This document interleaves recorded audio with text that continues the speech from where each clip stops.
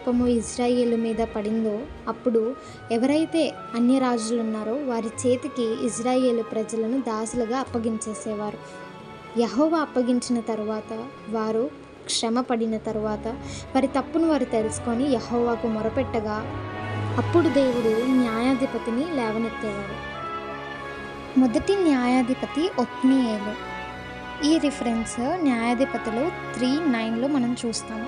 40 సంవత్సరములు పరిపాలిస్తారు. రెండవ న్యాయాధిపతి ఏహూదు.